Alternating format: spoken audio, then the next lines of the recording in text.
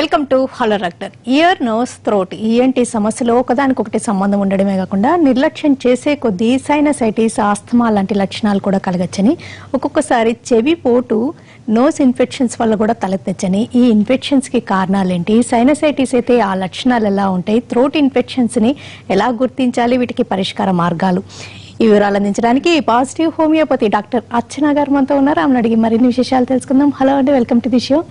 Year nose throat ఈ సమస్యలు చాలా వరకు రిలేటెడ్ గా ఉంటూ ఉంటాయి కదండి. ఇన్ఫెక్షన్స్ అవి ఎలా అర్థం చేసుకోవాలి? మామూలుగా ఇయర్లో కనుక తీసుకుంటే కనుక నార్మల్గా మనం తీసుకునే లక్షణాలు బేస్ చేసుకొని చెప్పాలంటే హియరింగ్ లాస్ కానీ, టినిటస్ కానీ ఇలాంటివి ఎక్కువ చూస్తూ ఉంటాం. అది కాకుండా క్రానిక్ సపరేటివ్ ఓటైటిస్ మీడియా లాంటి వ్యాధి లక్షణాలు చూస్తూ ఉంటాం. మన నోస్కి కనుక తీసుకుంటే నేజల్ పాలిప్స్ కానీ, టర్బినేట్ హైపర్ట్రోఫీ కానీ, నాజల్ పాలిప్స్, అది కాకుండా ఏంటంటే డిఎన్ఎస్ డీవియేటెడ్ నాజల్ సెప్టమ్ కానీ ఇలాంటి లక్షణాలు, ఇలాంటి వ్యాధి ఎక్కువగా మనం చూస్తూ ఉంటాం. థ్రోట్కి సంబంధించిన వరకు వచ్చేసరికి అడినాయిడ్స్ కానీ, టాన్సిల్స్ ఇన్ఫెక్షన్స్ రావటం కానీ, లేకపోతే ఫ్యారింజైటిస్, లారింజైటిస్ ఇలాంటివి ఎక్కువగా రావడం చూస్తూ ఉంటాం. సో ఏ రకంగా చూసుకున్నా కూడా ఈఎన్టీ సమస్యలు అంటే ఇయర్కి, నోస్కి, థ్రోట్కి సంబంధించిన లక్షణాలు చాలా వరకు ఏంటి అంటే వైరల్ ఇన్ఫెక్షన్స్ లేకపోతే బ్యాక్టీరియల్ ఇన్ఫెక్షన్స్ వరకు చాలా వరకు వస్తుంటాయి. ఇది కాకుండా ఏంటంటే కొన్ని టైమ్స్ అంటే కొంతకాలంలోకి ఏంటంటే ఫంగల్ ఇన్ఫెక్షన్స్ వల్ల కూడా వచ్చే ఛాన్సెస్ ఎక్కువగా ఉంటాయి. హైజీనిక్గా మెయింటైన్ చేయకపోయినా, అన్హైజీనిక్ కండిషన్స్ ఎక్కువగా ఉంటున్నా కూడా, ప్రికాషన్స్ సరిగా తీసుకోకపోయినా కూడా ఈ ఈఎన్టీ ప్రాబ్లమ్స్ ఎక్కువగా వచ్చే ఛాన్సెస్ ఎక్కువగా ఉంటుంది. అది కాకుండా ఏంటంటే ఈ ఈఎన్టీ లక్షణాలు ఎక్కువగా మనకి అంటే సమ్మర్ సీజన్తో పోలిస్తే కనుక ఈ చలికాలంలో అంటే వింటర్ సీజన్లో ఎక్కువగా వచ్చే ఆస్కారం ఎక్కువగా ఉంటుంది. ఎందుకంటే చాలా వరకు ఈ ఈఎన్టీ ప్రాబ్లమ్స్ ఏంటంటే ఎయిర్ త్రూ అంటే కంటాగ్యుయస్ అనమాట, అంటే ఒకరి నుంచి ఒకరికి స్ప్రెడ్ అయ్యే ఛాన్సెస్ చాలా వరకు ఉంటాయి. సో ఇదేంటంటే ఎయిర్ డ్రాప్లెట్స్ ద్వారా మనం మాట్లాడేటప్పుడు వచ్చే ఎయిర్ డ్రాప్లెట్స్ ద్వారా ఒకరి నుంచి ఒకరికి వెళ్ళి ఇన్ఫెక్షన్స్ అనేది ప్రోన్ అయ్యే ఛాన్సెస్ ఎక్కువగా ఉంటుంది. కాబట్టి ఈ వ్యాధి లక్షణాలు మనకి, అది కాకుండా ఏంటంటే బ్యాక్టీరియల్ ఇన్ఫెక్షన్ కానీ, ఫంగల్ ఇన్ఫెక్షన్స్ కానీ మామూలుగా మనం సమ్మర్ రైనీ సీజన్స్తో పోలిస్తే వింటర్లో ఎక్కువగా చూస్తుంటాం. కాబట్టి ఈఎన్టీ సమస్యలు మనం ఎక్కువగా వింటర్లో చూడొచ్చు అని చెప్పుకోవచ్చు. ఇయర్ ఎక్కువ పిల్లల్లో కనిపిస్తే వాళ్ళకి జలుబు, దగ్గు లాంటి ఏమైనా ఉన్నాయా, దానివల్ల వచ్చిందా అనుకుంటారు, అంటే అలా రిలేటెడ్గా ఉంటుందంటారా? డెఫినెట్గా అండి. ఇప్పుడు ఇయర్లో ప్రాబ్లం ఏదైనా వచ్చినప్పుడు ఏమవుతుందంటే ఇయర్కి, నోస్కి యూస్టేషన్ ట్యూబ్ ద్వారా కనెక్షన్ ఉంటుంది. సో ఏంటి అంటే ఎలాంటి ప్రాబ్లం వచ్చినా, ఇయర్లో ఎలాంటి ప్రాబ్లం వచ్చినా, లైక్ ఇయర్ ఇన్ఫెక్షన్స్ కానీ, ఇయర్లో బాగా దురద పెడుతుంది అన్నా కానీ, ఇయర్లో నొప్పి వస్తుంది, లేకపోతే చీమ లాంటిది ఏదైనా డిశ్చార్జ్ జరుగుతుంది, లేకపోతే బ్లీడింగ్ అవుతుంది, ఇలాంటివి ఏంటి అంటే చాలా వరకు నోస్కి కూడా రిలేటెడ్ ఉంటాయండి. కొన్ని కండిషన్స్ లైక్ ఏంటంటే నేజల్ పాలిప్స్ కానీ, సైనస్ కానీ, లేకపోతే టర్బినేట్ హైపర్ట్రోఫీ కానీ, అడినాయిడ్స్ కానీ, దీనిలో ఏంటంటే ఒక్కొక్కసారి ఇయర్ ఇన్ఫెక్షన్స్ ఎక్కువగా ఉన్నా, లేకపోతే ఇంతకుముందు చెప్పినట్టు సిఎస్ఓఎం అంటే క్రానిక్ సపరేటివ్ ఓటైటిస్ మీడియా ఇలాంటి కండిషన్స్ లో ఏంటంటే నోస్ బ్లీడింగ్ కూడా ఉంటుంది. సో పిల్లల్లో ఇయర్ ఇన్ఫెక్షన్ ఉంది అంటే గనక ఒకసారి మనం నేజల్ అంటే నాస్ట్రిల్ కి సంబంధించింది ఏదైనా ఉందా, కోరిలేషన్ ఏమైనా ఉంది అని డెఫినెట్ గా చూసుకోవాల్సిన అవసరం ఉంటుంది. దానికి తగ్గట్టు ఇన్వెస్టిగేషన్స్ చేసి డాక్టర్ని కన్సల్ట్ అయితే ఈ ప్రాబ్లం ఇయర్ కి మాత్రమే వచ్చిందా, లేకపోతే రెండింటి కనెక్షన్ వల్ల వచ్చిందా అనేది చిన్నపిల్లల్లో చాలా వరకు తెలుసుకోవచ్చు. ఇయర్ కి సంబంధించిన సమస్యలు అని చెప్పారు కదండి, వాటి సిమ్టమ్స్ ఎలా ఉంటూ ఉంటాయి? మామూలుగా అదేంటంటే దాని యొక్క లక్షణాలండి, లైక్ ఏంటంటే టినిటస్ అనేది ఏంటంటే చెవిలో అంటే ఈగ జోలినట్టు బజ్జింగ్ సౌండ్స్ కానీ, రింగింగ్ సౌండ్స్ కానీ, లేకపోతే ఏదో ఒక సౌండ్ లాగా రావడం అనేది చూస్తూ ఉంటాం. ఇది కాకుండా హియరింగ్ లాస్ అంటే ఏంటంటే చెవి అనేది డెఫ్ అయిపోవటం, అసలు వినిపించడం, హియరింగ్ లాస్ అనేది మనం మామూలుగా చూస్తూ ఉంటాం. ఈ హియరింగ్ లాస్లోనే ఎక్కువగా మనం టినిటస్ అనే అంటే వ్యాధి లక్షణం చూస్తూ ఉంటాం. అంటే ఏంటంటే బాగా చెవులు దిబ్బడ వేయటము, లేకపోతే వ్యాక్స్ లాంటిది ఎక్కువగా ఉన్నప్పుడు సరిగా వినిపించకపోవటం, ఇవన్నీ మనం టినిటస్ లక్షణాలుగా చెప్పుకోవచ్చు. అది కాకుండా ఏంటంటే సిఎస్ఓఎం అంటే ఇప్పుడు ఏంటంటే మామూలుగా పస్ డిశ్చార్జ్ కానీ, బ్లీడింగ్ కానీ, లేకపోతే బాగా నొప్పి రావటము, లేకపోతే హియరింగ్ లాస్ అనేది మనం సిఎస్ఓఎంలో చూస్తుంటాం. ఇది ఏంటంటే సిఎస్ఓఎం అనేది మామూలుగా మిడిల్ ఇయర్ కి సంబంధించిన వ్యాధి యొక్క లక్షణం అండి. అంటే ఎక్స్టర్నల్ ఇయర్ ఏమి ఎక్కువ ఎఫెక్ట్ అవ్వదు, ఇంటర్నల్ ఇయర్ కూడా ఎక్కువ ఎఫెక్ట్ అవ్వదు. ఈ ఓటైటిస్ మీడియా అనేది ఏంటంటే కొన్ని వ్యాధి యొక్క లక్షణాలు కలిపి ఉంటుంది కాబట్టి దాన్ని మనం ఓటైటిస్ మీడియా అంటాం. అది ఒకవేళ 3 months కంటే ఎక్కువగా ఇబ్బంది ఎక్కువగా ఉంటే దాన్ని మనం క్రానిక్ సపరేటివ్ ఓటైటిస్ మీడియా అంటూ ఉంటాం. సో ఈ ఇయర్ లక్షణాల్లో మెయిన్ గా వచ్చేసరికి ఏంటంటే వినికిడి ప్రాబ్లం ఉండటము, లేకపోతే బాగా విపరీతమైన నొప్పి రావటము, లేకపోతే చెవిలో బాగా దురద పెట్టడము, చెవి దిబ్బడ వేయటము, ఇలాంటివి మనం ఎక్కువగా ఇయర్ ఇన్ఫెక్షన్స్ ఉన్నప్పుడు చూసే లక్షణాలని చెప్పుకోవచ్చు. ఎడినాయిడ్స్, టాన్సిలైటిస్ అంటే ఆ సిమ్టమ్స్ ఎలా ఉంటూ ఉంటాయి? రెండింటికి ఏమైనా తేడాలు ఉంటాయా? డెఫినెట్లీ అండి. ఇప్పుడు ఈ ఎడినాయిడ్స్ టాన్సిల్స్ ఏంటంటే చాలా ఎడినాయిడ్స్ అనేది ఎస్పెషల్ ఏంటంటే చిన్నపిల్లల్లో మనం చూస్తూ ఉంటాం. కానీ ఏంటంటే ఇది 3 to 7 years మధ్యలో ఆ గ్రోతింగ్ అనేది అంటే పెరగడం అనేది మానేస్తూ ఉంటుంది. టీనేజ్ పీరియడ్ వచ్చేసరికి చాలా వరకు అవి డిసపియర్ అయిపోతూ ఉంటాయి. కానీ కొన్ని కండిషన్స్ లైక్ టాన్సిల్స్ కి ఒకవేళ ఇన్ఫెక్షన్ కానీ లేకపోతే ఎడినాయిడ్స్ ఈ రెండిట్లో దేనికి ఇన్ఫెక్షన్ వచ్చినా కూడా అవి ఏంటంటే వాపు అనేది రావడం చూస్తూ ఉంటాం. అంటే ఈ ఎడినాయిడ్స్ అనేది ఎన్లార్జ్ అయిపోతూ ఉంటాయని చెప్తాం. దాన్నే మనం ఎడినాయిడైటిస్ అని చెప్పొచ్చు. అంటే ఇన్ఫెక్షన్ అనమాట. దానికి ఒకవేళ ఇన్ఫెక్షన్ వస్తే కూడా మనం దాన్ని ఇబ్బంది అనేది చాలా ఎక్కువగా ఉంటుంది. ఈ ఎడినాయిడ్స్ కానీ టాన్సిల్స్ కానీ ఏంటంటే ఒక లింఫాటిక్ టిష్యూ అండి. లైక్ ఏంటంటే అది బ్యాక్టీరియల్ ఇన్ఫెక్షన్స్ రాకుండా ఇమ్యూన్ సిస్టమ్ లో చాలా ఇంపార్టెంట్ రోల్ ప్లే చేస్తూ ఉంటుంది. లైక్ ఏంటంటే అది బ్యాక్టీరియాతో అగైనిస్ట్ గా అంటే యాంటీబాడీస్ ని ప్రొడ్యూస్ చేస్తూ బ్యాక్టీరియాతో పోరాడుతూ ఉంటుంది. సో అలాంటి కండిషన్స్ మనం కేవలం మన టాన్సిల్స్ అండ్ ఎడినాయిడ్స్ లో ఎక్కువగా చూస్తూ ఉంటాం కాబట్టి చిన్నపిల్లలు ఎక్కువ ఎఫెక్ట్ అయ్యే ఛాన్సెస్ ఉంటుంది. దాని యొక్క లక్షణాలు తీసుకుంటే ఏమవుతుందో డిస్ఫేషియా అంటే బాగా థ్రోట్ అనేది బాగా స్వాలోయింగ్ అంటే ఏదైనా మింగుతున్నప్పుడు విపరీతమైన నొప్పి రావటము, ఇబ్బందిగా అనిపించటము, థ్రోట్ హాకింగ్ అంటే ఏంటంటే ఊరికి సర్దుకుంటూ ఉంటారు, గొంతును సవరించుకోవటము. ఇది కాకుండా ఏంటంటే విపరీతమైన నొప్పి సో థ్రోట్ అంటూ ఉంటాం. విపరీతమైన నొప్పి అంటే ఏదైనా మింగుతున్నప్పుడు విపరీతమైన బాధ. ఇది కాకుండా ఏంటంటే ఒక్కొక్కసారి కాఫ్ అంటే టిక్లింగ్ కాఫ్ అనమాట. ఏదో లోపల దురద పెడుతున్నట్టు టిక్లింగ్ కాఫ్ లాగా రావటము. ఒక్కొక్కసారి నేజల్ కంజెషన్, నేజల్ అబ్స్ట్రక్షన్ అనమాట. ఒక్కొక్కసారి విపరీతమైన కోల్డ్, రన్నింగ్ నోస్, ముక్కు ఊరికనే కారుతూ ఉండటం. ఇవన్నీ మనము ఎడినాయిడ్స్ కానీ టాన్సిల్స్ యొక్క లక్షణాలని చెప్పుకోవచ్చు. కొత్తగూడెం నుంచి శ్రీనివాస్ గారు. శ్రీనివాస్ గారు నమస్తే. శ్రీనివాస్ గారు మీకు వస్తున్న అడగండి. వింటున్నారు, మీకు వస్తున్న అడగండి. నమస్తే, చెప్పండి. నాకు బాగా జలుబుగా ఉంటుంది మేడం. పండుకున్నప్పుడు తలంతా బాగా భారంగా ఉంటది, ఛాతీలో కూడా నొప్పిగా ఉందండి. ఎప్పటి నుంచి అండి? ఒక 2 నెలలు ఉండదు. 2-3 నెలల నుంచా అండి? అవునండి. ఓకే, దీని కాకుండా ఇంకేమైనా అదర్ లక్షణాలు ఏమైనా ఉన్నాయా? ఛాతీలో కొంచెం భారంగా అనిపిస్తుంది, బాగా జలుబు ఉంది. పండుకున్నప్పుడు తలంతా భారంగా అనిపిస్తా ఉంటుంది. ఓకే, ముక్కు దిబ్బడ వేయడం అలా ఏమైనా ఉంటుందా? ముక్కు దిబ్బడ ఒకసారి ఉంటుంది, ఒకసారి ఉంటుంది. ఓకే అండి, అంటే తుమ్ములు ఏమైనా వస్తున్నాయా? తుమ్ములేం లేవు. ఓకే అంటే దీనికి చాలా కారణాలని చెప్పుకోవచ్చు. నేజల్ బ్లాకేజ్ అంటే ముక్కు దిబ్బడ వేయటము, విపరీతమైన ఛాతీలో నొప్పిలాగా డిస్కంఫర్ట్ గా అనిపించటము, లేకపోతే తల దిబ్బడిగా అనిపించటం. ఇదేంటంటే డిఎన్ఎస్ అంటే డీవియేటెడ్ నాజల్ సెప్టమ్ లో చూడొచ్చు, లేకపోతే సైనస్ లో చూడొచ్చు.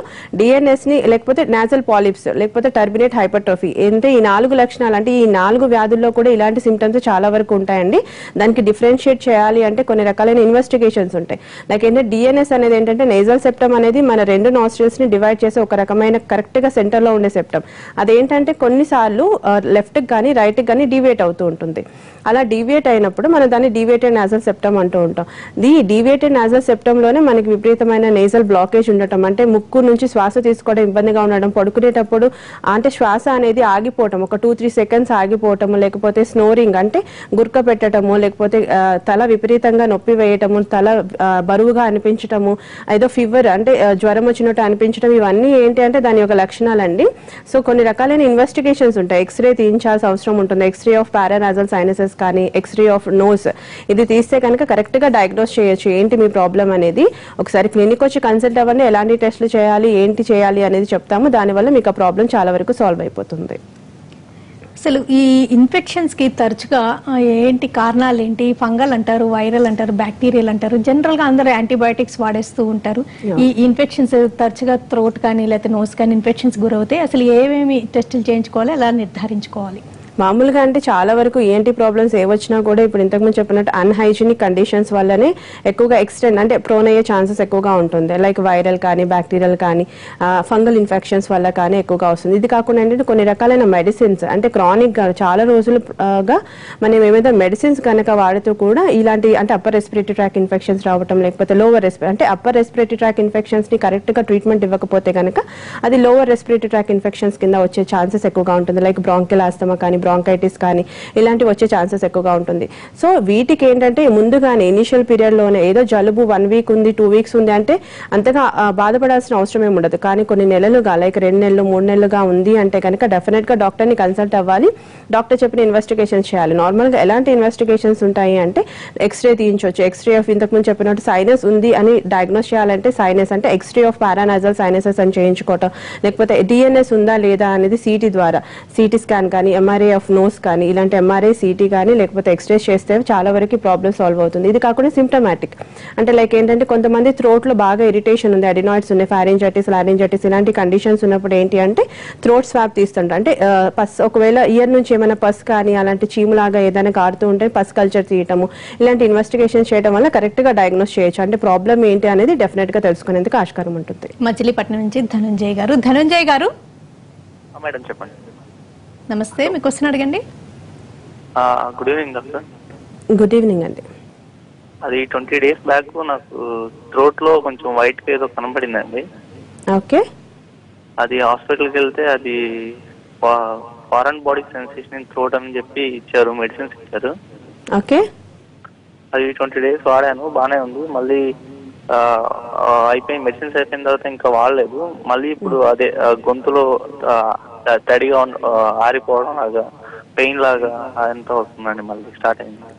ఓకే అండి. ఓకే, ఇది మామూలుగా ఏంటంటే ఫారిన్ బాడీ అక్యుములేషన్ అంటే ఫారింజైటిస్ లో కండిషన్స్ లో ఉంటుంది. ఫారింగ్స్ అనేది మన బాడీలో ఉంటుంది, అంటే థ్రోట్ వెనక భాగంలో ఈసోఫాగస్ కి పైన భాగంలో ఉంటుందండి ఫారింగ్స్. దానికి ఒకవేళ ఇన్ఫెక్షన్ వచ్చినా కూడా ఇలాంటి సిమ్టమ్స్ ఉంటాయి. అంటే నోరు తడారిపోవడం, డ్రైనెస్ ఆఫ్ మౌత్ అనేది చూడటం, ఎంత నీళ్లు తాగుతున్న దాహం ఎక్కువగా వేస్తున్నా కూడా అందులో ఏదో డిస్కంఫర్ట్ గా ఫీల్ అవుతుండడం, దానిలో చిన్న సెన్సేషన్ లైక్ ఏంటంటే టిక్లింగ్ సెన్సేషన్, అంటే ఏదో దురద పెడుతున్నట్టు అనిపించడం, లేకపోతే నొప్పి అంటే ఏదైనా తింటున్నప్పుడు విపరీతమైన నొప్పి రావటం, మింగుతున్నప్పుడు ఎస్పెషల్లీ నొప్పి రావటం, సోర్ థ్రోట్ ఉండటం, ఇవన్నీ కామన్ లక్షణాలు అండి ఫారింజైటిస్ కి.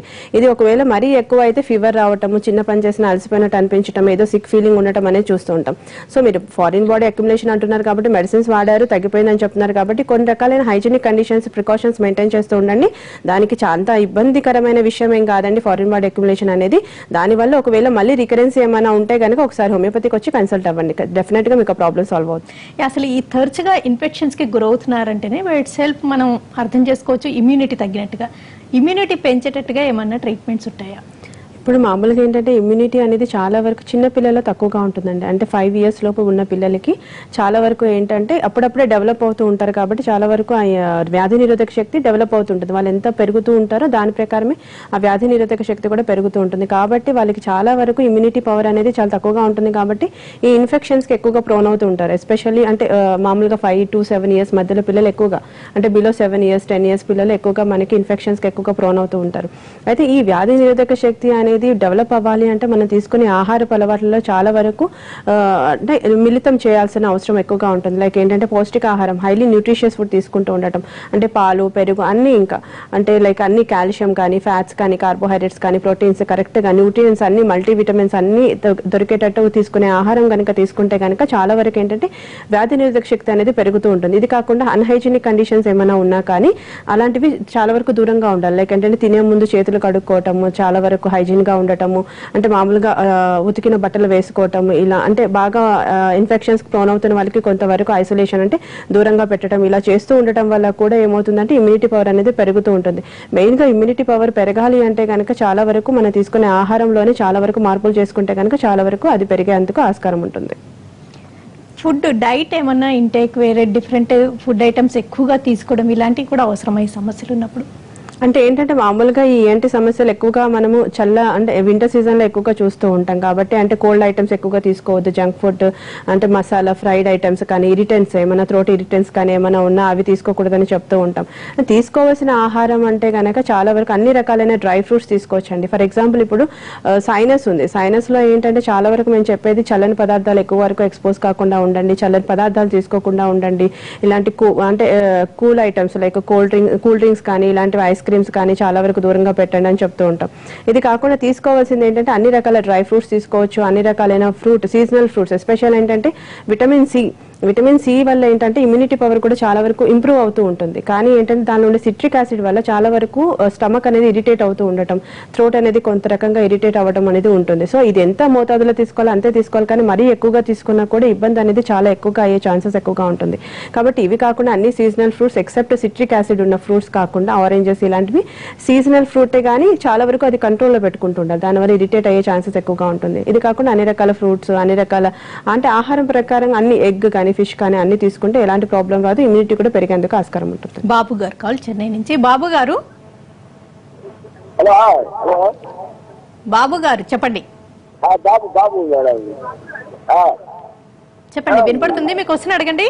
హలో చెప్పండి. మేడం నాకు జలుబు అదే జలుబు ప్రాబ్లము. ఎప్పటి నుంచి అండి? హలో చెప్పండి, వినిపిస్తుంది బాబు గారు. అదే ఇప్పుడు ఒక 3 నెలలు ఉంటుంది మేడం. 3 నెలల నుంచా అండి? ఇంకా లక్షణాలు చెప్పండి. అదే ముక్కు దిబ్బడ ఊరక జలుబు కారుతా ఉంటుంది, అదే వస్తా ఉంటుంది. Okay okay. చలికాలంలో ఎక్కువ అవడం అలా ఏమైనా ఉందా? చలికాలం ఎక్కువ అవుతుందా? చలికాలం ఎక్కువ మేడం. అంటే చలికాలంలో నార్మల్గా అనేది లైక్ ఇన్ఫెక్షన్స్ ఎక్కువగా ప్రోన్ అయ్యే ఛాన్సెస్ ఉంటుంది కాబట్టి కోల్డ్ అవ్వటము, ఫ్రీక్వెంట్గా కాఫ్ అవ్వటము, రెస్పిరేటరీ ట్రాక్ ఇన్ఫెక్షన్స్ రావడం కామన్ అండి. అది మరి 3 నెలల నుంచి కంటిన్యూస్గా అని చెప్తున్నారు అంటే అక్యూట్ అని చెప్పుకోవచ్చు, అక్యూట్ ప్రాబ్లమ్ అని చెప్పుకోవచ్చు. అదేంటి డిఫరెన్షియేట్ చేయాల్సిన అవసరం ఉంటుందండి. ఒకసారి క్లినిక్ వచ్చి కన్సల్ట్ అవ్వండి. ఎందుకంటే అది సైనస్ వల్ల వచ్చిందా, లేకపోతే ఇంతకుముందు చెప్పినట్టు డిఎన్ఎస్ అంటే డివేటెడ్ నాజోసెప్టమ్ వల్ల వచ్చిందా, లేకపోతే ముక్కులో ఏదైనా మాంసం ముద్ద లాంటిది పెరిగిందా, లేకపోతే దానిలో టర్మినేట్స్ అనేది ఏమైనా వాపు కానీ ఏమైనా జరిగాయా, ముక్కు కూడా సెప్టమ్ అనేది ఏమైనా క్రాస్ అయ్యిందా, ఇవన్నీ చూసుకొని అంటే పర్సనల్ గా ఫిజికల్ ఎగ్జామిన్ చేసిన తర్వాత డయాగ్నోస్ చేయాల్సిన అవసరం ఉంటుందండి. సో దానికోసం ఈ రకాలైన ఇన్వెస్టిగేషన్ ఇంతకుముందు చెప్పినట్టు సిటీ, ఎంఆర్ఐ కానీ ఎక్స్రే కానీ తీస్తే చాలా వరకు డయాగ్నోస్ అయ్యే ఛాన్సెస్ ఉంటుంది. ఆ రిపోర్ట్స్ ఒకసారి తీసుకొచ్చి క్లినిక్ వచ్చి కన్సల్ట్ అవుతే చాలా వరకు మీకు ప్రాబ్లం తగ్గుతుంది. ఇది కాకుండా కొన్ని ప్రికాషన్స్ మెయింటైన్ చేస్తూ ఉండండి. లైక్ ఏంటంటే కోల్డ్ వెదర్కి ఎక్కువ ఎక్స్పోజ్ కాకూడదు, మరీ ఎక్కువగా ముక్కు దిబ్బడ ఉన్నప్పుడు ఎలాంటి నాజల్ డ్రాప్స్ వాడకూడదండి. కాకపోతే ఏంటంటే స్టీమ్ ఇన్హలేషన్ తీసుకోవచ్చు. అంటే ఆవిరి పడుతూ ఉంటే కనుక చాలా వరకు ఉపశమనం జరుగుతూ ఉంటుంది. ఇది కాకుండా ఏంటంటే కూల్ డ్రింక్స్ కానీ ఐస్ క్రీమ్స్ కానీ చాలా వరకు దూరంగా పెట్టడం, మార్నింగ్ లేవగానే చల్లని నీళ్లు కాకుండా ల్యూక్ వామ్ అంటే మామూలుగా తడి అంటే నార్మల్ గా ఉండే వాటర్ తీసుకోవడం వల్ల కూడా చాలా వరకు ఇబ్బందిగా అనేది చాలా వరకు తగ్గుతుంది. ఇది కాకుండా లెమన్ హనీ వాటర్ తీసుకుంటే కూడా మనకి ఇమ్యూనిటీ పవర్, వ్యాధి నిరోధక శక్తి పెరిగి early morning especial empty stomach లో తీసుకుంటే వ్యాధి నిరోధక శక్తి పెరిగి ఇలాంటి అంటే ఇన్ఫెక్షన్స్ కి ప్రోన్ కాకుండా ఉండేందుకు ఆస్కారం ఉంటుందండి. జీఏఆర్డీ ప్రాబ్లమ్స్, గ్యాస్ట్రిక్ ఈసోఫేగల్ రిఫ్లెక్స్ డిసీజ్ లాంటివి ఉన్నా కానీ ఈ ఈఎన్టీ ప్రాబ్లమ్స్ కానీ మరీ ముఖ్యంగా థ్రోట్ ఇన్ఫెక్షన్స్, పెయిన్ ఇలాంటివి ఎక్కువ అంటారు కదా, ఎందుకని? మామూలుగా గ్యాస్ట్రో ఈసోఫేజల్ రిఫ్లెక్స్ డిజార్డర్ ఎందువల్ల వస్తుందంటే మనం తినే ఆహారం లోపలికి వెళ్లకుండా బయట అంటే ఈసోఫాగస్ ద్వారా మళ్ళీ బయటకి రిగజిటేషన్ అయ్యేందుకు వస్తూ ఉంటుంది. దాన్ని మనం జీఈఆర్డీ అంటూ ఉంటామండి. ఈ జీఈఆర్డీలో ఏంటంటే చాలా వరకు థ్రోట్ ఇన్ఫెక్షన్స్ కానీ లేకపోతే లైక్ నేసల్ ప్రాబ్లమ్స్ ఏమైనా ఉన్నా, ఇయర్ ఇన్ఫెక్షన్స్ ఏమైనా ఉన్నా కూడా ఈ ప్రాబ్లం అనేది చాలా వరకు ఎక్కువగా ఉంటుంది. ఈ గర్డ్ లో వచ్చేసరికి ఏంటంటే తినేటప్పుడు చాలా ఇబ్బందిగా అనిపించడం ఎక్కువగా ఉండటము. ఎందుకంటే థ్రోట్ కి అంటే ఫాస్ అంటే ఫారింగ్స్, ఈసోఫాగస్, స్టమక్ అండి, అది ఒక ట్యూబ్ లాగా ఉంటుంది. సో ఏంటంటే స్టమక్ లో ఉన్న ఫుడ్ బయటికి రావటం అంటే పైకి రిగజిటేట్ అవ్వటం అనేది చూస్తూ ఉంటాం. కాబట్టి ఏమవుతుందంటే థ్రోట్ లో కూడా చాలా వరకు ఇరిటేషన్ గా అనిపించటము, తినేటప్పుడు మింగేటప్పుడు ఎస్పెషల్లీ బాగా డిస్ఫేషియా అంటే నొప్పిగా అనిపించటము, లేకపోతే బాగా సోర్ థ్రోట్ గా అనిపించటము, డిఫికల్టీగా ఉండటం అనేది మనం ఎక్కువగా చూస్తూ ఉంటామండి గర్డ్ లో. సో ఇలాంటప్పుడు ఏంటంటే మార్నింగ్ లేవగానే కొంచెం హాట్ వాటర్ సాల్ట్ వేసుకొని గార్గ్లింగ్ చేయటం వల్ల, కొంచెం ల్యూక్ వామ్ వాటర్ తాగటం వల్ల, చల్లని పదార్థాలు దూరంగా పెట్టడం వల్ల చాలా వరకు ఈ ప్రాబ్లం అనేది సాల్వ్ అవుతుంది. ఇది కాకుండా స్టమక్ ఇరిటెంట్స్ ఏమైనా ఉంటే గనక అలర్జిక్ ఫుడ్ కానీ లేకపోతే మీరు ఏదైనా ఫుడ్, కొంతమంది పులుపు తీసుకుంటే సిట్రిక్ యాసిడ్ ఆ ప్రాబ్లం వల్ల ఏమవుతుంది ఇరిటెంట్ అయ్యి గర్డ్ అనే సమస్య మరీ ఎక్కువగా అయ్యే ఛాన్సెస్ ఉంటుంది. సో అలాంటప్పుడు ఏంటంటే పులుపు అనేది కొంచెం దూరంగా పెట్టడము, అది కాకుండా masala, non vegetarian, junk food, fried items, oily food లాంటివి దూరంగా పెట్టడం వల్ల స్టమక్ అనేది అప్సెట్ కాకుండా ఈసోఫాగస్ కి రిగజిటేట్ అవ్వకుండా మనం తీసుకునే ఫుడ్ అనేది చాలా వరకు కంట్రోల్లో ఉంటుంది. తరచూ దగ్గు, జలుబు కానీ, సైనసైటిస్ కానీ, ఎలర్జిక్ రైనైటిస్ ని నెగ్లెక్ట్ చేస్తే ఆస్తమాకి దారితీస్తుంది అంటారు కదా, అంటే అందరిలో ఇలా జరగచ్చా? అంటే అందరిలో అలా జరుగుతుందని ఏం చెప్పలేము. చాలా వరకు ఏంటంటే ఇప్పుడు అప్పర్ రెస్పిరేటరీ ట్రాక్ ఇన్ఫెక్షన్స్ ని మనం సరిగ్గా ట్రీట్మెంట్ తీసుకోకపోతే లోవర్ రెస్పిరేటరీ ట్రాక్ ఇన్ఫెక్షన్స్ వచ్చే ఛాన్సెస్ ఉంటుంది. Upper respiratory tract infections like ఏంటంటే ఫారింజైటిస్ కానీ, లారింజైటిస్ కానీ, సైనస్ కానీ ఇలాంటి ప్రాబ్లమ్స్ ని మనం అప్పర్ రెస్పిరేటరీ ట్రాక్ ఇన్ఫెక్షన్స్ అంటాం. సో ఇదేంటంటే చాలా వరకు అంటే దాన్ని డయాగ్నోస్ చేయడం చాలా కష్టం అండి. ఏంటంటే కొంతమంది నార్మల్ గా అంటే చలిగాలి కదా, చల్లకాలం కాబట్టి కొంత నాకు ఈ ప్రాబ్లం ఉంది, కోల్డ్ రావడం ఫ్రీక్వెంట్ గా ఉంది అని అనుకుంటారు. కానీ అది వీక్లీ లైక్ ఏంటంటే 2 weeks కానీ 3 weeks కానీ ఉంది అంటే దాన్ని పెద్దగా వరి అవ్వాల్సిన అవసరం ఉండదు. కానీ కొన్ని నెలలు లైక్ మోర్ దాన్ 3 months ఉంది అంటే కనుక డెఫినెట్ గా డాక్టర్ ని కన్సల్ట్ అవ్వాల్సిన అవసరం ఉంటుంది. సో అలాంటి ఇనిషియల్ పీరియడ్ లోనే అంటే 3 months చూసి అప్పటికే తగ్గకపోతే ఇనిషియల్ పీరియడ్ లోనే డాక్టర్ ని కన్సల్ట్ అయితే చాలా వరకు ఆ ప్రాబ్లం అనేది తగ్గేందుకు ఆస్కారం ఉంటుంది. అలా కాకుండా ఏం కాదులే అని నెగ్లెక్ట్ చేస్తే కనుక దాని లోవర్ రెస్పిరేటరీ ట్రాక్ ఇన్ఫెక్షన్స్ వచ్చే ఛాన్సెస్ ఉంటుందండి. లైక్ ఏంటంటే ఆస్తమా కానీ, బ్రాంకైటిస్ కానీ, బ్రాంకిక్టాసిస్ కానీ ఇలాంటివి ఏంటంటే లైఫ్ థ్రెటనింగ్, అంటే ప్రాణాలు కోల్పోయేంత వరకు ఆస్కారం ఉండేంటి జబ్బులండి. ఎందుకంటే సడన్ గా ఇప్పుడు అప్పర్ రెస్పిరేటరీ ట్రాక్ ఇన్ఫెక్షన్స్ బాగా ఎక్కువ అయిపోవడం వల్ల ఏమవుతుంది, ఆస్తమా సడన్ గా అటాక్ అయింది అంటే, ఆస్తమా గ్రాడ్యువల్ గా అటాక్ అయితే ప్రాబ్లం లేదు, కానీ కొంతమందికి సడన్ గా వస్తూ ఉంటుంది. అలాంటప్పుడు ఏంటంటే ప్రాణాలు కోల్పోయేంత వరకు కూడా వచ్చే ఛాన్సెస్ ఎక్కువగా ఉంటుంది. కాబట్టి ఇది ఇనిషియల్ పీరియడ్ లోనే ట్రీట్మెంట్ కనుక ప్రాపర్ గా తీసుకొని డైట్ పరంగా కొంచెం మేనేజ్మెంట్ చేసుకొని యోగా మెడిటేషన్ లాంటివి చేయడం వల్ల కూడా ఇమ్యూనిటీ పవర్ అనేది పెరుగుతూ ఉంటుంది. సో ఇమ్యూనిటీ పవర్ పెరగడం వల్ల ఇన్ఫెక్షన్స్ కి ఎక్కువగా ప్రోన్ కాకుండా ఉంటాం. అలాంటప్పుడు ఇన్ఫెక్షన్స్ లాంటివి, ఇలాంటి థ్రోట్ ఇన్ఫెక్షన్స్ కానీ, నేజల్ బ్లాకేజ్ కానీ, నేజల్ కి సంబంధించిన జబ్బులు కానీ రాకుండా ఉంటాయి. సో అలాంటప్పుడు ఏంటంటే లోవర్ రెస్పిరేటరీ ట్రాక్ ఇన్ఫెక్షన్స్ కూడా రాకుండా ఉంటాయండి. కాబట్టి ఏంటంటే ముందుగానే డయాగ్నోస్ చేసి డాక్టర్ ని కన్సల్ట్ అయ్యి కావాల్సిన ఇన్వెస్టిగేషన్ చేసుకుని ట్రీట్మెంట్ తీసుకుంటే అది ఆస్తమా కింద లీడ్ చేయకుండా ఉంటుంది. నెల్లూరు నుంచి రాధాకృష్ణ గారు మేడం నమస్తే అండి. రాధాకృష్ణ గారు నమస్తే, మీ క్వశ్చన్ అడగండి. మేడం మేడం మా బాబుకి కాక్లియర్ ఇంప్లాంటేషన్ చేయించారు గుంటూరులో. ఏంటండి? Cochlear implantation madam. Cochlear implantation అంటే యాక్చువల్ గా అయితే మా బాబు డెఫ్ ఉంది. దాంతో కాక్లియర్ ఇంప్లాంటేషన్ ఆఫర్ ఏంటంటే మా బాబుకి రైట్ సైడ్ ఇయర్ లో ఇన్ఫెక్షన్ స్టార్ట్ అయింది మేడం. అది ఎంతకు తగ్గిపోయేసరికి తర్వాత మళ్ళీ ఆ యొక్క కాక్లియర్ ఇంప్లాంటేషన్ ని రిమూవ్ చేసి దానికి సర్జరీ చేశారు మేడం.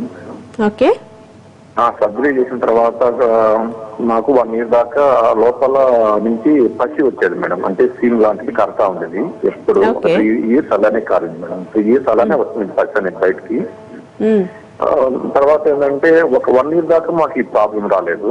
ఇటీవల కొంచెం కోల్డ్ విధంగా డిసెంబర్ మంత్ లో మాకు మళ్ళా కూడా అది పసి అనేది బయటికి రావడం స్టార్ట్ అయింది. సో మళ్ళీ నేను మెడిసిన్ వాడిన తర్వాత అది కొంచెం క్యూర్ అయినట్టుంది. ఈ దీంట్లో పర్మనెంట్ గా మనకి పాజిటివ్ హోమియోపతి ఏదన్నా ట్రీట్మెంట్ ఉందా ఈ పసి చెవుల నుంచి రాకుండా? ఓకే అండి, ఇప్పుడు మీ కాక్లియర్ ఇంప్లాంటేషన్ అని చెప్తున్నారు, అంటే లెఫ్ట్ ఇయర్ అని చెప్తున్నారు. అదేంటంటే లోపల అంటే ఇంటర్నల్ ఇయర్ లో ఉంటుందండి కాక్లియా అనేది, యూస్టేషన్ ట్యూబ్ తర్వాత ఉంటుంది. సో దానికి ఇన్ఫెక్షన్ అవడం వల్ల మేబీ ఇంప్లాంటేషన్ చేస్తుండొచ్చు. కానీ ఒక్కసారి సర్జరీ చేసిన తర్వాత ఫెయిల్ అయిన తర్వాత మళ్ళీ రికరెన్సీ ఆఫ్ ఛాన్సెస్ ఎక్కువగా ఉంటాయండి. దీనిలో ఏంటంటే దాని వల్ల ఏమవుతుందంటే పొర అనేది బాగా ఎక్కువ అయిపోవడం జరుగుతుంది. దాన్ని మనం CSOM అంటే క్రానిక్ సెపరేటివ్ ఓటైటిస్ మీడియా వచ్చే ఛాన్సెస్ ఎక్కువగా ఉండడం, లేకపోతే దాన్ని కరెక్ట్ గా ప్రాపర్ గా ట్రీట్మెంట్ ఇవ్వకపోతే కనుక, ఇప్పుడు కూడా ట్రీట్మెంట్ సరిగా తీసుకోకపోతే కనుక దానికి కొలిస్టియోటోమా అంటాం. అంటే ఏంటంటే ఈ మిడిల్ ఇయర్ ఏదైతే ఉందో, మిడిల్ ఇయర్ కి ఇన్నర్ ఇయర్ కి మధ్యలో ఒక పొరలాగా ఫామ్ అయిపోతుంది. దానివల్ల ఏమవుతుందంటే పర్మనెంట్ గా హియరింగ్ లాస్ వచ్చే ఛాన్సెస్ ఎక్కువగా ఉంటుందండి. సో మీరు ఇమీడియట్ గా వచ్చి కన్సల్ట్ అవ్వండి ఒకసారి. కన్సల్ట్ అయితే డెఫినెట్ గా దానికి మంచి మందులు ఉన్నాయండి, లైక్ ఆర్సెనిక్ ఆల్బమ్ కానీ, పల్స్టెల్ కానీ, ఇలాంటి మెడిసిన్స్ తీసుకుంటే కనుక కాన్స్టిట్యూషనల్ వైజ్ గా, అంటే మీ అమ్మాయి యొక్క మానసిక శారీరక లక్షణాలను బేస్ చేసుకొని తన యొక్క వ్యాధి లక్షణాలు అసలు ఎందువల్ల వచ్చింది, ఎన్ని రోజుల నుంచి ఉంది, అసలు ఎందుకు తగ్గట్లేదు, what is main triggering factor ఏంటి, దీని అంతా కేసు తీసుకొని అనాలిసిస్ చేసిన తర్వాత మెడిసిన్స్ ఇవ్వడం జరుగుతుంది. కాబట్టి మీ పాపకి ఏదైతే అంటే సర్జరీ జరిగిన తర్వాత కూడా మళ్ళీ రికరెన్సీ ఆఫ్ ఛాన్సెస్ వచ్చాయో దాన్ని చాలా వరకు రాకుండా ఉండేందుకు పరిష్కారం హోమియోపతిలో ఉందండి. మీరు ఖచ్చితంగా వచ్చి ఒకసారి కన్సల్ట్ అవ్వండి, డెఫినెట్ గా మీకు ఆ ప్రాబ్లం సాల్వ్ అయిపోతుంది. రాజస్థాన్ నుంచి భాస్కర్ గారు మేడం నమస్తే. భాస్కర్ గారు నమస్తే, మీ క్వశ్చన్ అడగండి. మేడం నమస్తే. మేడం నమస్తే, చెప్పండి. మేడం నాకు ఒక 1 year నుంచి మేడం, 1 సంవత్సరం అయింది, ముక్కులో ఈ మధ్యలో బ్రిడ్జ్ ఉంటది కదా మేడం, దాని ఒక సైడ్ రైట్ సైడ్ కి వచ్చేసింది మేడం. అప్పుడు కొంతకాలం అది కొంచెం ఉండేది, నేను అనుకున్న నెగ్లెక్ట్ చేశానండి, దానికి సారీ. చాలా వరకు నేను అనుకున్న ఎక్సర్సైజ్, యోగా ఇట్లాంటి కొన్ని హెల్త్ అండ్ హైజీన్ మెయింటైన్ చేసి పోయిద్దని అనుకున్నా, కానీ అది నెగ్లెక్ట్ చేయడం వల్ల అది చాలా వరకు పెరిగి బ్రీతింగ్ ప్రాబ్లం ఉంది మేడం. దీనికి ఈ మధ్య ఇప్పుడు రాజస్థాన్ లో వింటర్ పెరగడం వల్ల అది కూడా ఇంకా పెరిగింది మేడం. దాని వల్ల ఇబ్బందిగా ఉంది, నేను దాన్ని చాలా భయపడుతున్నాను మేడం. దీనికి ఏం చేయమంటారు ఒకసారి మీ సజెషన్? ఇప్పుడు నేను టీవీ చూస్తున్నాను. ఓకే అండి, ఇప్పుడు మీకున్న ప్రాబ్లం డిఎన్ఎస్ అని చెప్పొచ్చు, అంటే డీవియేటెడ్ నాజల్ సెప్టమ్. ఏదైతే సెప్టమ్ ఉంటుందో అది 2 nostrils కి మధ్యలో ఉంటుంది. అది మామూలుగా ఏంటంటే చాలా వరకు ఎసిమ్టమాటిక్ గా ఉంటుందండి. చాలా వరకు కొంతమంది వంకర ఉన్నా కూడా ఎలాంటి లక్షణాలు కనిపించవు.